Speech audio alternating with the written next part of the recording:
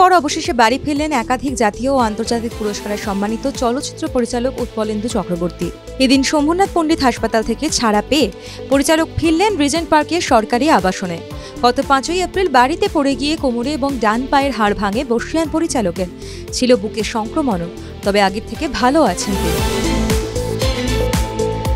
এই গরমে হঠাৎই শরীরে সোডিয়াম পটাশিয়ামের মাত্রা কমল বর্ষিয়ান অভিনেত্রী চিত্রা সেনের। তাকে ভর্তি করাতে হয়েছে হাসপাতালে।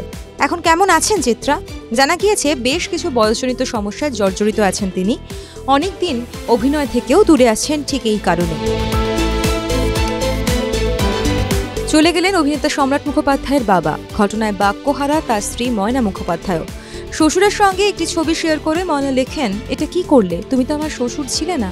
আমার বাবাকে 13 বছর আগে হারিয়েছি, সেই জায়গাটা তুমি অনেকটা নিয়েছিলে, কিন্তু এত তাড়া ছিল তোমার। দিদি নাম্বার 1-এর সেটে ঘটেছে এক ঘটনা। অভিনেত্রী রচনা বন্দ্যোপাধ্যায়কে ও রচনা দি ডাকতে ডাকতে কাছে গেলেন অভিনেত্রী আয়েশা ভট্টাচার্য। তারপরেই তার গালে চুমু খেলেন রচনা। তারকা আবেগাপ্লুত, ফস করে বলে ফেললেন, এই গাল আমি ধোবই না। 2024 সালে মাধ্যমিক পরীক্ষায় বসেছিলেন সিরিয়াল অভিনেত্রী সুস্মিলি আচার্য। রামপ্রসাদ সিরিয়ালে রামপ্রসাদের স্ত্রীর চরিত্রে অভিনয় করেছিলেন সুস্মিলি। দিনে 14 ঘন্টা পড়ার পরিবর্তে শুটিং করেছেন, পেয়েছেন 60% নম্বর। তবে ফার্স্ট ক্লাস পেয়েও খুশি নন অভিনেত্রী, বলছেন আরও ভালো রেজাল্ট আশা করেছিলাম।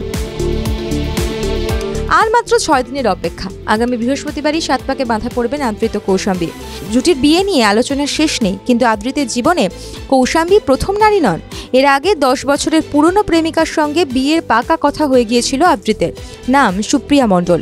যদিও শেষ মুহূর্তে বিয়ে ভাঙে তাদের। সুপ্রিয়া এখন অন্য জায়গায় বিয়ে করে সুখে আছেন। হলিউডে অন্যতম জনপ্রিয় পপ তারকা ব্রিটনি স্পিয়ার্স। বরাবরই বেপরোয়া তিনি। পেশাগত জীবনে চূড়ান্ত সফল হলেও ব্রিটনির ব্যক্তিগত জীবন বরাবরই বিতর্কিত। এবার মাঝরাতে অর্ধ উলঙ্গ অবস্থায় লস অ্যাঞ্জেলেসের একটি হোটেল থেকে বেরোতে দেখা গেল তাঁকে। চোখে মুখে কান্না চাপা অভিব্যক্তি। ব্রিটনির এই ছবি দেখে চিন্তিত ভক্তরা। তারা 11 মাস টিআরপি তালিকায় টপার ছিল অনুরাগের ছোঁয়া।